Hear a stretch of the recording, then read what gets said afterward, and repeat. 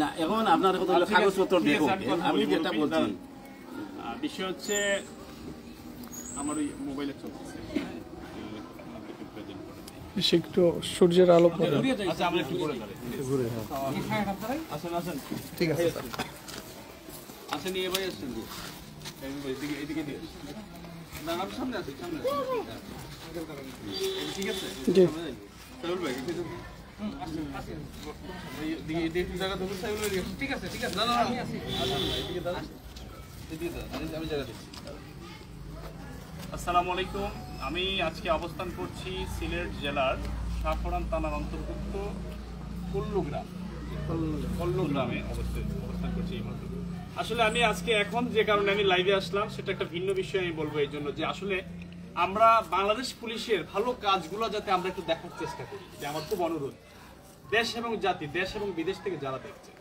এই জন্য আমি বললাম যে দেখেন আজকে বাংলাদেশ পুলিশ একটি মানবিক কাজে একটি সমাধানের জন্য সিলেট মেট্রোপলিটন পুলিশ কমিশনার মহোদয় এবং অফিসার ইনচার্জ শাহপুরান থানা, যে বাংলাদেশ পুলিশ একটি মানবিক বিষয় আমাদের নিরাপত্তার জন্য, আমাদের সার্বিক সহযোগিতার জন্য যে আমাদের পাশে এসে দাঁড়িয়েছে, এতে উজ্জ্বল দৃষ্টান্ত স্থাপন করেছেন। আমরা মনে করি যে বাংলাদেশ পুলিশ সর্বদা জনগণের সেবায় নিয়োজিত।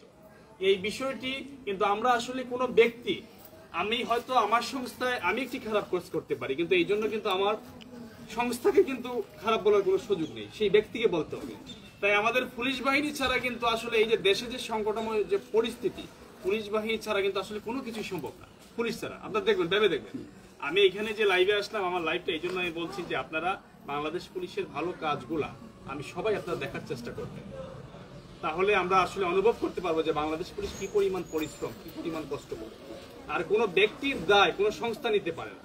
যদি কোনো যে ব্যক্তিরা পুলিশ বাহিনীতে যারা অন্যায় করেছেন, অকারেন্স করেছেন, তাদেরকে সেই ব্যক্তিকে ধরে আইনের আওতায় আনা হবে। কিন্তু আমরা যাতে এভাবে না বলি যে পুলিশ বাহিনী বিলুপ্তি, এটা আমরা চাই না। পুলিশ বাহিনী যেভাবে আছে এইভাবে চলবে, আরো লোকজন এখানে সংগ্রহ করা হবে, নিয়োগ দেওয়া হবে। বাংলাদেশ পুলিশ যদি সচল থাকে তাইলে আমি মনে করি যে বাংলাদেশের মানুষ নির্বিঘ্নে শান্তিতে বা দুর্নীতি নিবারণে 100% যদি ওনারা স্বাধীনভাবে কাজ করে তাহলে দুর্নীতি নিবারণ করা সম্ভব। এই জন্য সবার কাছে বলবো যে আজকের এই বাংলাদেশ পুলিশের এই ভালো কাজটি, মানবিক কাজের জন্য, এটা দেখার জন্য আপনাদেরকে আমি আগ্রহ এবং অনুরোধ প্রকাশ করলাম যে আপনারা এটা দেখবেন বিষয়টি। আর আমরা যে বিষয়ে এসেছি, দুইটা পক্ষকে আমরা পেয়েছি। এখানে আছেন হাজি তারা মিয়া আঙ্কেল, মুরব্বী মানুষ, ওনার প্রতি শ্রদ্ধা আমার থাকবে, কিন্তু উনি ন্যায়ের পক্ষে থাকবেন। যদি আপনি কোনো ধরনের অন্যায় করবেন তাহলে বাবা আপনার পক্ষে বিপক্ষে যা করা লাগে সর্বোচ্চভাবে দেশ এবং রাষ্ট্রকে আহ্বান জানাবো, এবং আমার সংস্থা, স্থানীয় সুশীল সমাজ, স্থানীয় প্রশাসন সবাই মিলে একটি অন্যায়কে রুখে দাঁড়াবে। তাহলে আমাদের দেশে এবং আগামী প্রজন্মকে আমরা একটি ভালো রাষ্ট্র এবং দেশ হিসেবে আমরা উপহার দিতে পারবো। তাহলে আপনি বলেছেন যে আপনি আইন মানেন, আপনি ন্যায়ের পক্ষে আছেন, এই তো?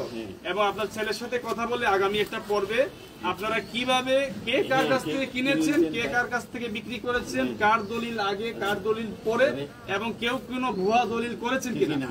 আমাদের কাছে ইনফরমেশন আছে যে ভুয়া দলিল তৈরি হয়েছে, হ্যাঁ, এই জাল জালিয়াতি হয়েছে। এটার বিরুদ্ধে আমাদের অবস্থান এবং আমাদের স্লোগান এবং আমাদের কর্মসূচি। আমরা একটা টেবিলে বসে দেখবো, যিনি ভুল থাকবেন তিনি ওনার ভুল মেনে নেবেন এবং উনি এখান থেকে সরে দাঁড়াবেন। যদি এই জায়গা কোনোভাবেই আপনার বা আপনি সঠিকভাবে বিক্রি না করে থাকেন তাহলে আপনি এই জায়গা ছেড়ে দিতে হবে। যিনি জায়গার মূল মালিক, কাগজে যিনি মালিক আছেন, উনি ওনার জায়গা বুঝে নেবেন। ঠিক আছে? আচ্ছা, সবাই কি আমার কথা বুঝেছেন? আমি ঠিক বলেছি কিনা? আচ্ছা, তাহলে আমি আবারও পনির ভাইকে আমি থ্যাংক ইউ ভেরি মাচ দিয়ে আমি এখানে শেষ করব। ঠিক আছে খায়রুল ভাই, ভালো থাকবেন, সবাই ভালো থাকবেন। আসসালামু আলাইকুম।